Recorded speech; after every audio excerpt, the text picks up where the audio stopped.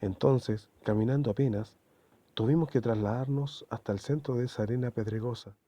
Nuestros pies se hundían en ella y se hacía muy difícil correr en el lugar, por lo que la opción de huir en última instancia se esfumó, sobre todo estando heridos así. Varias puertas comenzaron a entregar sus víctimas a ese evento y otras se mantenían cerradas para la próxima función. Ya nada podíamos hacer en contra de ese sistema. Algo hermoso comenzó a ocurrir. Un estremecimiento recorrió mi cuerpo entero, como si mucho calor pasara en forma humana por mi lado, como una cálida apariencia, como una brisa. Así comenzó una vibración en todo lo que nos rodeaba. Esa arena estaba desapareciendo bajo nuestros pies. Además, ni siquiera la sentía y a mi cuerpo tampoco. La arena comenzó a deslizarse bajo nosotros y esas cosquillas que recorrían mis extremidades eran más exquisitas en cada instante. El ambiente era muy diferente ahora. Veía a las personas paradas en la nada, como flotando en el aire. Una sonrisa brotó sobre mi rostro cuando entre todos los que estaban ahí, me refiero a Mored y Salem, aparecieron unas personas diferentes. Eran como encendidos de fuego en todo su cuerpo. No se estaban quemando ni nada de eso. Estaban esperando por nosotros. Eso sentí ahí entonces. Sentí esas palabras en mis oídos. Hermanitos, no temáis. Estamos con vosotros. Preparaos para vuestro regreso. Mored me dijo, Salem, Salem, ¿estás viendo eso, hermano? Estamos a salvo. Le respondí, era algo ridículo para el ambiente que nos rodeaba decir que estábamos a salvo. Pero así era, simplemente lo estábamos. Mis ojos veían a esos seres maravillosos en una realidad diferente. Digo diferente pues algunos solamente de los que estábamos ahí pudimos verles. Mi compañero gritaba y gritaba, pero de alegría. Ahora confirmaban mis propios ojos lo que mi amigo Mored me había mencionado anteriormente. En ese momento, las bestias salieron de sus encierros y comenzaron a dar tirones en cada cuerpo que se cruzaba en su camino. Mi mirada seguía en esos seres de fuego, junto con la de mi amigo, cuando vi que uno de esos animales se acercó a mi compañero. Vino un sentido de apartarlo de ahí, pero mi amigo nada hizo por defenderse. Dije, Mored. Desconcertado observé cómo ese animal se acercaba a él, pero sus ojos me reflejaron una paz enorme. Su cuerpo comenzó a separarse de su energía interna antes que fuera alcanzado por las fauces de ese león enorme. El ser que estaba a su lado sacó esa luz de su cuerpo antes que tuviera la sensación de dolor. Aunque creo fielmente que si ese león lo hubiera tocado, mi amigo nada habría sentido, pues el éxtasis en el que nuestros hermanos nos hicieron compenetrar nuestras mentes simplemente fue maravilloso. Pude ver cómo se separó el espíritu de mi amigo de su cuerpo. Simplemente increíble. Irenko, le dije, lo que ese ángel está haciendo es sacar la esencia del espíritu antes de que Mored sienta dolor, ¿verdad? Así es, hermanito, me respondió. A través de vuestro mundo siempre hemos estado con vosotros. Pregunté, ¿tan solo basta con la presencia de ustedes para que la herencia de la raza humana se active para todo lo que debe hacer? Me dijo, en la medida justa en que cada creación sepa asimilar su propio origen, los conocimientos de la humanidad serán revelados a vosotros. Sin dolor ni nada de malestares, como un velo de colores que se hacía sombra en sí mismo, y en la medida en que el espíritu se desprendía del cuerpo, era el mismo cuerpo que ahora caía sin control alguno, como si le hubieran desconectado la electricidad a un muñeco.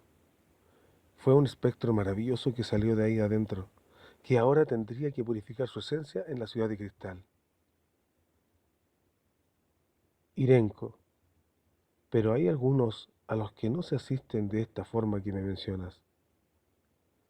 Me dijo, cada tensión de aquellos es causa de su propio crecimiento, mas os digo que si no estáis en la certeza de lo que se espera en Dios, no seréis atendidos. Le dije, veo a muchos que huyen tratando de evitar esa matanza, pero es inútil, hermano. No pueden arrancar en este lugar. me respondió. El desconcierto y la desesperanza no han de ser las puertas que abren un acceso a nuestro Padre. La orientación causa buena decisión entonces, ¿verdad? Le pregunté. Así ha de ser, pequeñito, me respondió. Seguid observando y asimilad todo cuanto veréis. ¿Podéis seguir adelante con vuestra conciencia? Sí, hermano, le dije, estoy bien, seguiré. No terminaba de asimilar la respuesta de mi amigo cuando sentí un movimiento muy brusco sobre mi propio cuerpo, como si alguien me hubiera tomado en brazos para removerme. Era un tremendo león que ya me tenía entre sus colmillos, y sentí cada uno de ellos entrar por el lado de mi riñón y el costado frontal derecho de mi cuerpo. No hubo dolor, todo me daba vueltas y lo último que alcancé a oír era el griterío de las personas por lo que estaba ocurriendo. Mi mirada estaba directamente entre las fauces de ese animal que disfrutaba de algo que para mí ya era sin importancia.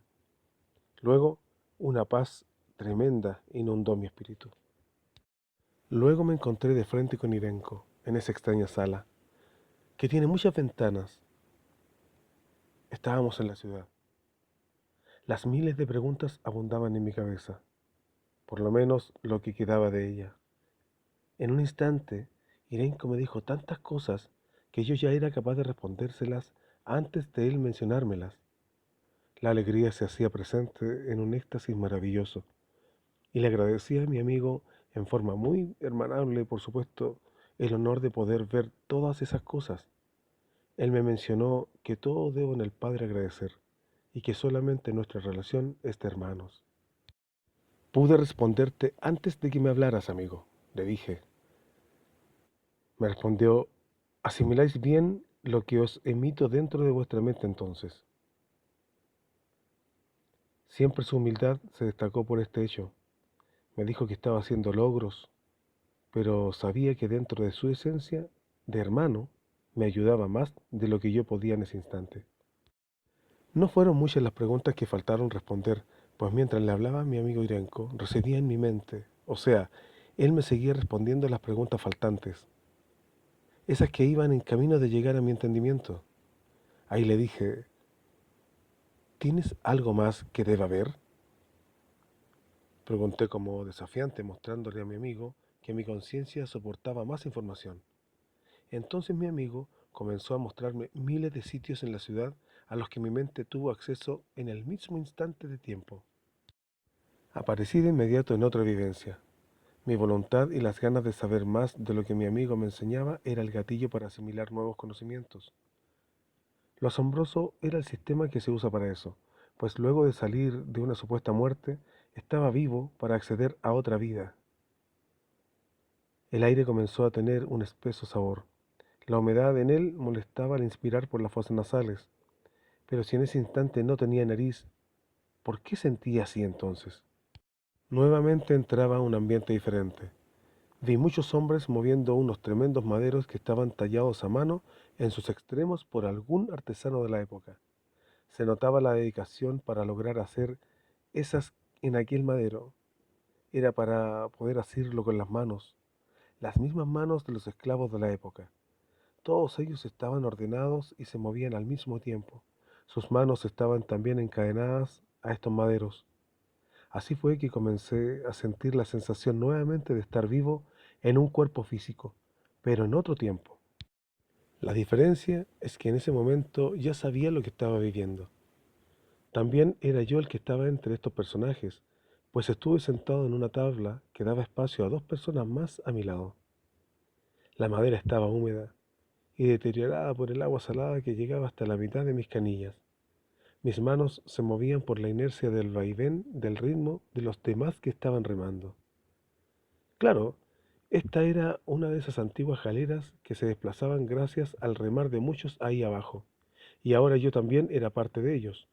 No podía ir en contra del movimiento de los remos. Las cadenas tiraban mis manos y tenía necesariamente que remar. Le dije, ¿nuevamente cadenas, amigo?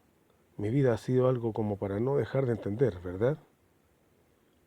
Es vuestra mente la que recorre vuestros recuerdos, me respondió.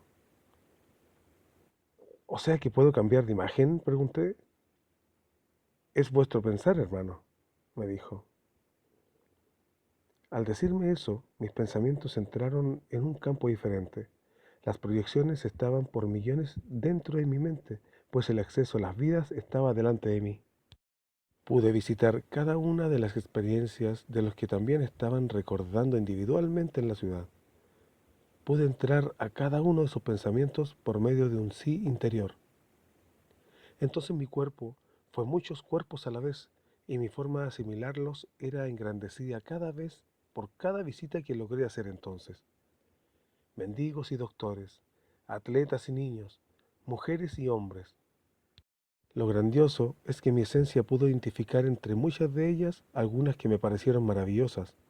Luego volví a la imagen que me mostraba debajo de la cubierta de una antigua galera, por lo que decidí vivirla para poder asimilar rápido su contenido, ya que me esperaban muchas otras vidas. Estuve entre los remos y su movimiento nuevamente. Solamente podíamos ver el sol entre la oscuridad del lugar, un ambiente algo lúgubre. El agua entraba por todos lados gracias al movimiento de los remos que reposaban en la juntura de la salida de los mismos remos al mar. El frío, que supongo era el típico de las mañanas, estaba dentro de nuestra sangre. Ya algunos se mantenían solo por gracia divina. Alguna energía especial les sostenía. Mis manos estaban heridas por el movimiento de las cadenas que no dejaban de sonar en cada remar. Mis muñecas, ya heridas, trataban de esquivar el lugar del daño de las cadenas dándole espacio a otro más allá en el propio brazo. El hambre era parte de esa clase de vida, y las ratas que se paseaban delante de la pasarela poco tenían nada que comer, ni siquiera veían en nosotros un plato fuerte, por lo delgado que estábamos. Cada cierta distancia y cada ciertos días cambiaban de remeros, pero nosotros no teníamos derecho a ver el sol. Hecha de una madera que debe haber medido unos 40 centímetros de ancho por vía, dos de ellas eran las que recorrían el centro de ese barco de proa a popa. Por ese lugar se paseaba nuestro verdugo, el dueño de ese látigo que ya era parte de nuestra espalda. El dolor era parte de nuestro diario vivir. Lo extraño para mí en ese momento era el estar observando simplemente esos sucesos acompañado de mi amigo Irenko. Desde un lugar que todo lo comprende, ahora lo estaba experimentando en carne viva. Estaba observando desde un prisma totalmente divino hacia uno totalmente físico, y el dolor era nuevamente en un cuerpo al cual se hizo partícipe mi esencia. Ignoraba la razón de estar ahí, como la experiencia anterior de los leones, solamente que ahora ya entendía la razón de comprender estas situaciones. Escuché a mi lado la conversación de los compañeros que tenía. Su lamento de dolor y hambre no cesaba. Ellos se estaban muriendo y no tenían más fuerzas para trabajar, si es que a eso se le podía llamar trabajo. Björk y Tuveri, compañeros de tortura, ya no podían seguir con esa vida. Ellos gritaban: liberémonos de estos que nos matarán. De todos modos lo harán, amigo. De alguna forma debemos liberarnos. Observé las cadenas que nos apresaban. Estas tenían un recorrido por entre nuestras manos y pies. Además se aferraban fuertemente al piso de madera. Un pasador de fierro fundido. Era la razón de nuestro presidio. Estábamos amarrados al piso de ese barco. El agua ya tenía herido nuestros pies y mayormente los talones por el roce de la abrazadera de las cadenas. La debilidad impedía cualquier intento de rebelión. Al otro lado de la pasarela, en los asientos del otro extremo, había un personaje especial, pues yo le miraba en cada momento. Ahí supe de inmediato que había algo planeado desde antes de que yo llegara a ese cuerpo. Ahí tuve recuerdos o vivencias que me orientaban y me decían claramente quién era y por qué estaba ahí. Desde el fondo del pasillo, ese hombre me hizo una señal. En ese momento solté el remo y levantando mi brazo derecho, hice correr las cadenas por entre los eslabones fijos. Entonces mi brazo alcanzó buena altura, ideal para tomar el pie del enemigo del verdugo. Tambaleó y cayó al piso. Fueron mis cadenas las que pasaron alrededor de su cuello, y entre el silencio de los demás esclavos, así el aire ya no llegó a los pulmones de nuestro subyugador y falleció en su propia creación. La vida de ese castigador ya no siguió en curso. En ese momento, la mayoría tratamos de soltarnos.